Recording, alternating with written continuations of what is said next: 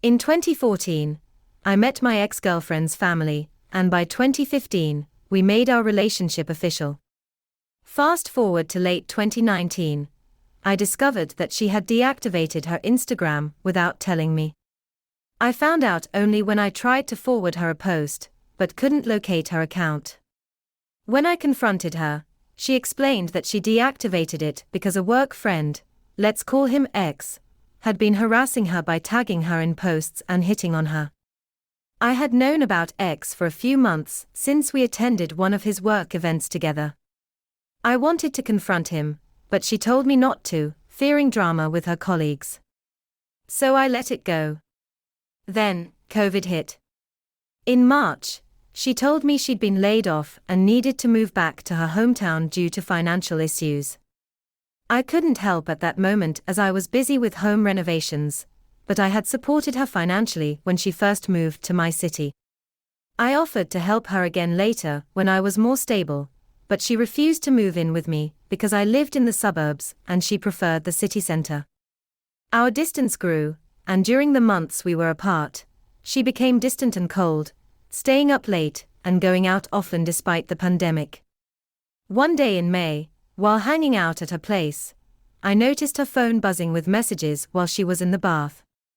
Out of curiosity, I opened the chat, only to find a flood of nudes from X with the message, "I can't wait to see you tomorrow." I felt numb. I scrolled back through their chats and discovered that they'd been exchanging nudes since 2019. I took screenshots of everything and left, pretending I had an emergency at work.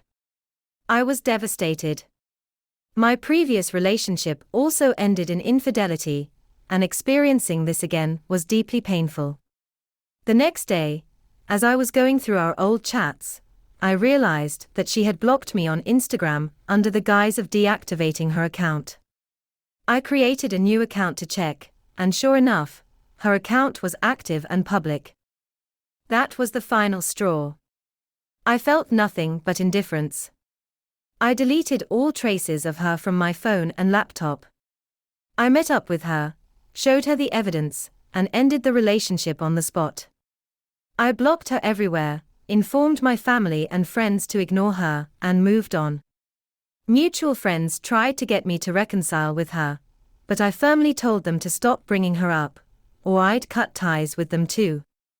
Months later, on Valentine's Day, she reached out again, because I hadn't blocked her number on my new phone.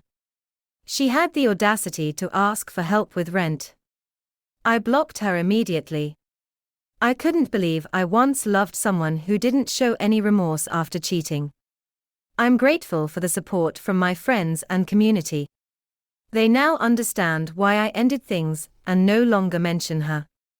Looking back, I realize I ignored so many red flags and let myself be taken advantage of.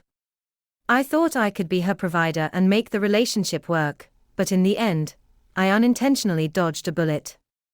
I just hope I never have to see her again, and that she doesn't show up at my house or work. To answer some common questions, when I broke up with her, I didn't stay to hear her excuses, because no explanation would change the fact that she had cheated. She got my new number because I kept my old one, and she contacted me via SMS since I had blocked her on WhatsApp. Lastly, she refused to move in with me when she was laid off, which should have been a red flag, but I didn't push her because I wanted to avoid confrontation. Now, I'm just focused on moving forward and hoping for peace.